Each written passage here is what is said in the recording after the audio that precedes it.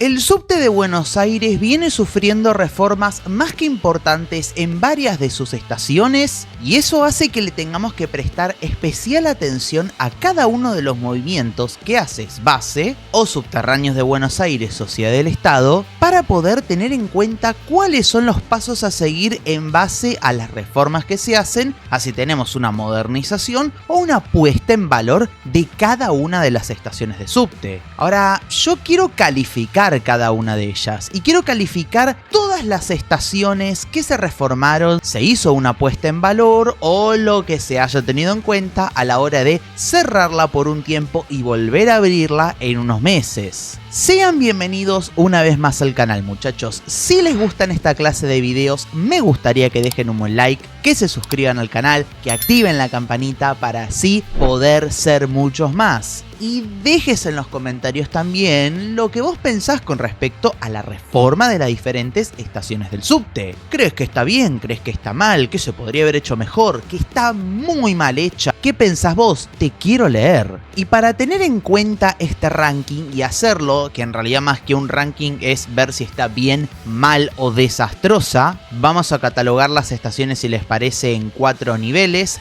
muy bien, bien, mal, desastre. Y en base a eso podemos empezar a ver y sacar conclusiones nuestras para saber si efectivamente lo que se hizo en el subte está bien o no. Y vamos a ir obviamente por el orden correspondiente. Por eso vamos a arrancar por la línea A del subte de Buenos Aires. La línea A del subte de Buenos Aires tuvo 13 estaciones hasta ahora cerradas por obras de puesta en valor. Recordemos que al ser una línea que tiene protección patrimonial dentro de todas sus estaciones, las mismas no se pueden tocar y en caso de que se remueva algún tipo de azulejo o algún tipo de mayólica original, tiene que ser repuesta por una exactamente igual a la que se sacó. Empecemos entonces por Lima. Lima, la estación de la línea A que combina con la línea C en la estación Avenida de Mayo, quedó excelente. La puesta en valor sin duda se cumplió como se tendría que haber hecho desde el primer día. Se respetó la pintura, se respetaron las mayólicas originales, se respetó el largo del andén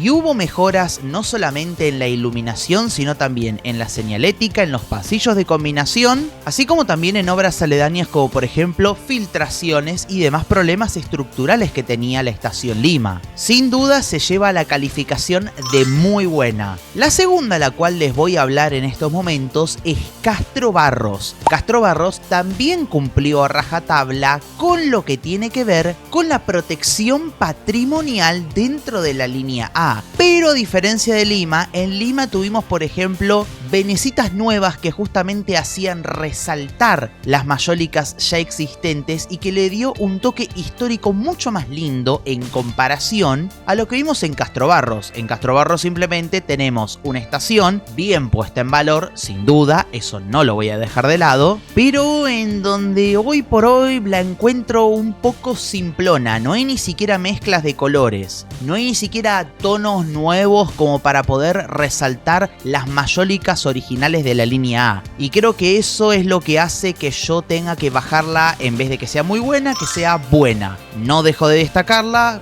valga la redundancia, pero ya van a entender por qué la bajo esta posición. Porque en muy buena, así como puse a Lima, también tengo que poner a Coite de la línea A del subte. A Coite no solamente tuvo una mejora muy importante en cuanto a la iluminación y en cuanto a los temas de filtraciones que tenían sobre Avenida Rivadavia, sino que también hubo una mejora mucho más importante en la pintura de la estación, en cómo está pintada la misma, esos enmarcados pintados en azul, que las diferentes columnas también de la estación estén pintadas en un azul francés oscuro, esos detalles, así como también en las escaleras, en lo que tiene que ver con la boletería de la estación y demás, hacen que uno termine calificando, a diferencia de lo que vimos en Castro Barros, como una remodelación muy buena. habiendo terminado con la línea A, sigamos el orden para ir a la línea B del subte de Buenos Aires. Y la verdad, qué miedo tengo, señores. La línea B del subte de Buenos Aires tuvo una puesta en valor, mentira, ninguna puesta en valor, pero supongamos que una puesta en valor de 2 estaciones, Pasteur Amia y Pueyrredón. Y yo no voy a decir absolutamente nada. Quiero que ustedes mismos, sin música de fondo, saquen sus propias conclusiones de la estación Pueyrredón.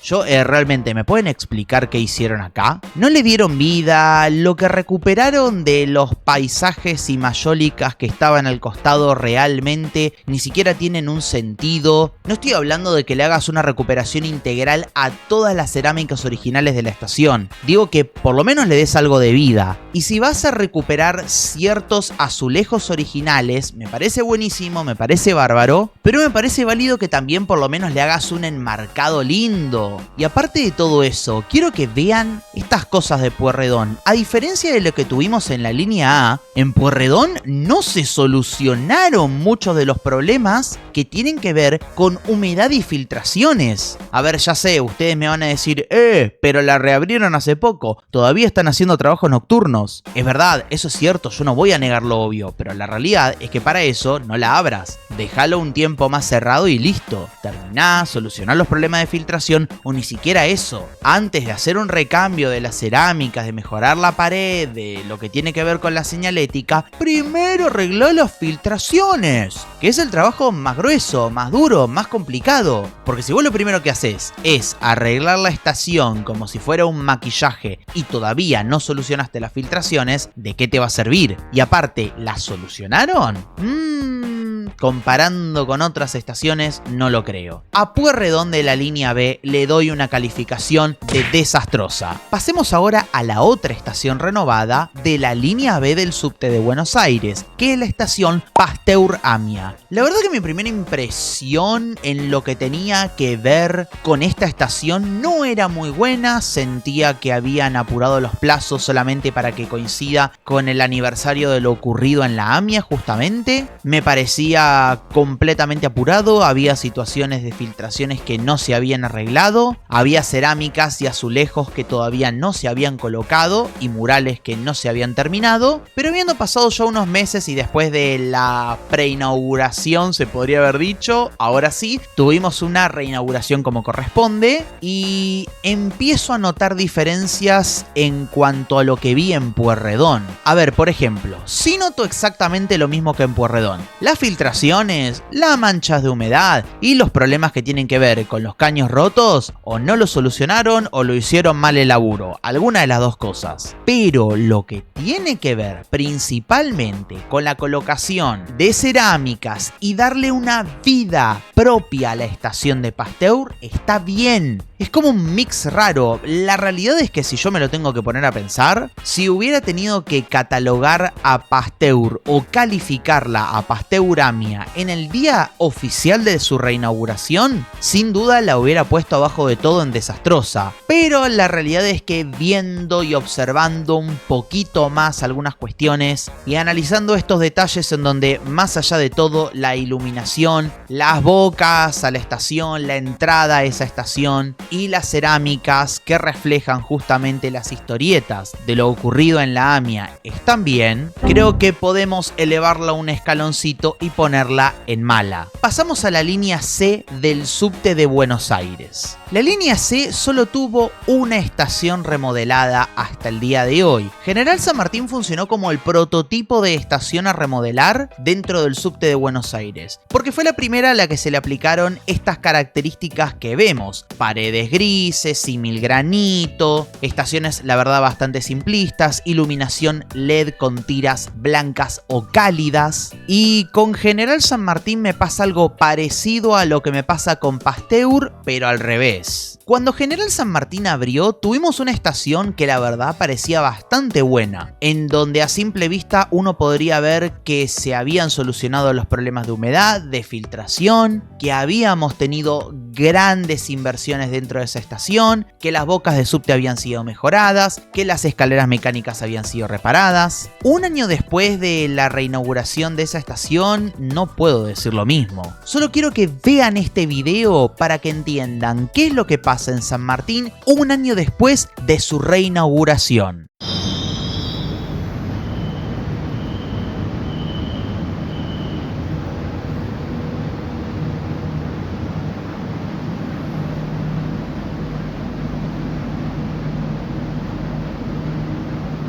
Esto no puede pasarle a una estación de subte. No puede ser que habiendo pasado solamente un año desde la reinauguración de una estación como San Martín, que si bien es cierto no es de las más usadas de la línea C, no por eso deja de ser una de las estaciones que fueron insignia de esta puesta en valor por parte de SBASE. Y la realidad es que cuando se reinauguró General San Martín yo iba a ponerla en buena, pero viendo este tipo de imágenes un año después y viendo que los problemas de humedad pareciera que no se solucionaron en las filtraciones tampoco, tengo que bajarla a mala. Aparte repetimos lo mismo que dije antes como bonus track, General San Martín no tiene vida propia. Pero si hablamos de estaciones en donde tuvimos un mix entre no tener vida propia y ser hermosas, tenemos que pasar a la línea D. Y pasando a esta línea del subte de Buenos Aires, tenemos que hablar de la primera estación que fue reinaugurada, que fue la estación